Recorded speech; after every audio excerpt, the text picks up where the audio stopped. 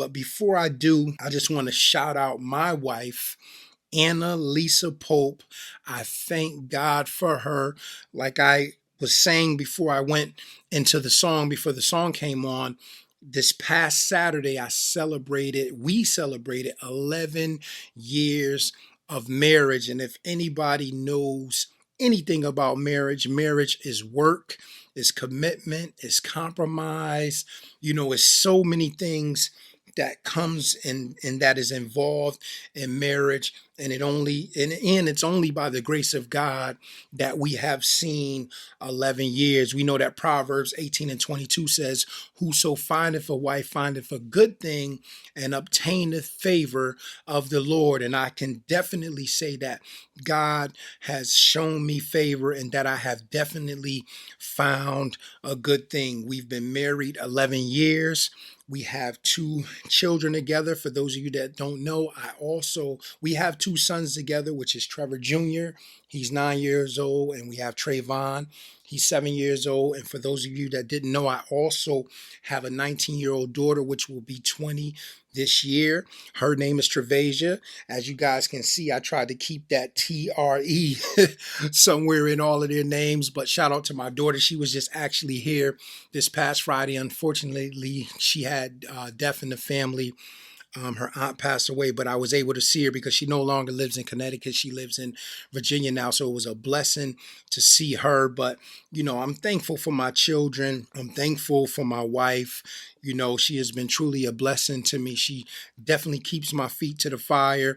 I talked to you guys in the past about these past 2 weeks, how I was struggling with being consistent with certain things. And the main person that I can say stayed on my back or didn't allow me to shortchange myself or make any excuses if I tried to make any, it was her. She would always say, listen, you have to, do what you got to do. You got so many ideas. You got all of this stuff in you, so much to share.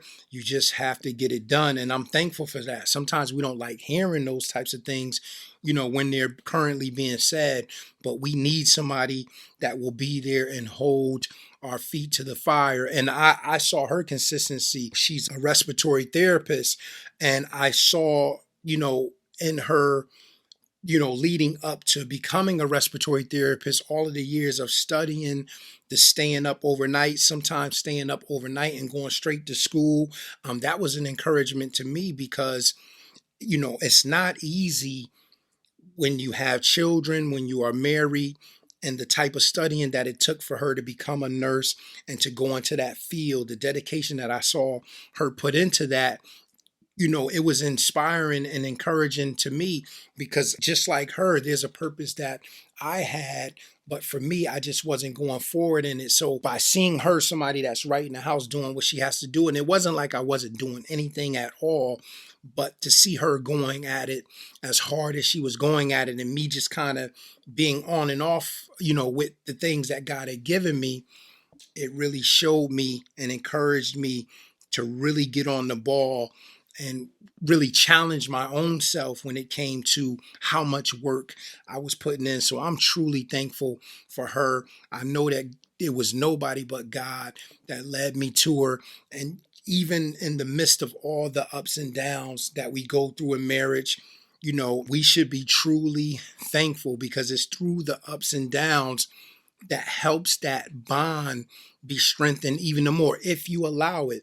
That's what trials are for. When trials come into our life, they come to strengthen us. They come to show us something about ourselves. They come to show us something about God.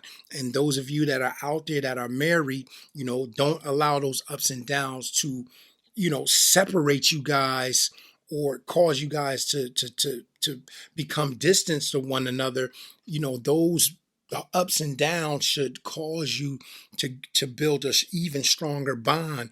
And as you build that stronger bond, it just will help the marriage even more. And I talked about this about a week ago, I believe, on one of the Eat Up Mondays. I think something that happens in the midst of marriage is that when bad times come or those disagreements come or some things happen that neither one of us expected, what we have to do as married couples is we can't make movies out of bad situations. Like sometimes we just make things worse by just over exaggerating the situation.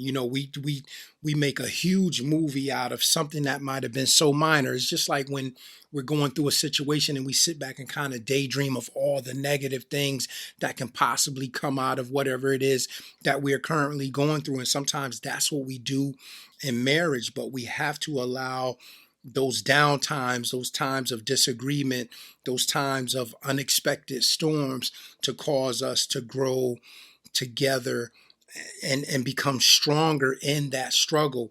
And I think struggling together, I think struggle helps a marriage out a lot. Nobody likes to see struggle, nobody likes to deal with hard times, but once again, hard times is what makes us better people. It shows us where we are in life, because sometimes we think, whether it's in marriage, whether you're single, sometimes we think we're somewhere that we are not. So when things hit us unexpectedly, just like this pandemic, how it hit the world unexpectedly, it showed a lot of people where they are, whether it was in their faith, whether it was in their finance, whether it was in their lackadaisical, just going through every day, just thinking just nothing like this could possibly happen. Whatever the case may be, this pandemic, it showed us a lot about ourselves, and that's what storms do, and that's why they are necessary, and that's why God allows them to come, because it teaches us a lot about ourselves. And one thing I learned too about marriage, I think where sometimes we can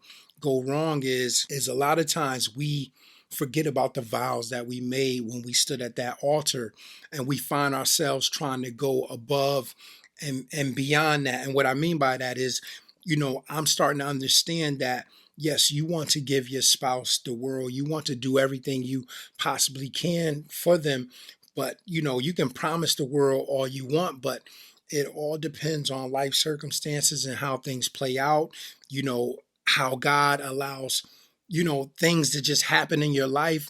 Because what happens is when we were at the altar and we were saying for better or for worse, in sickness and health, till death do us part, those are promises that we made that we can stand on. Because whether we're rich or whether we're poor, I'm saying I'm going to be here. Whether you're sick or whether you're not, I'm going to be here. But when we start promising the world, or we're expecting the world from our partners, sometimes those are things that those are not definites. You know what I mean?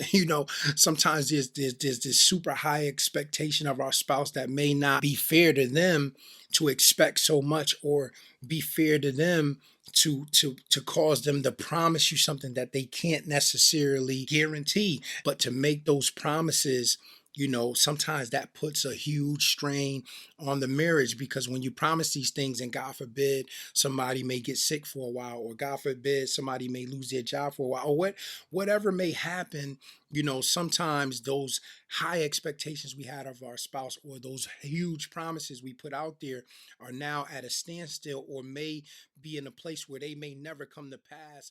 Sometimes that can put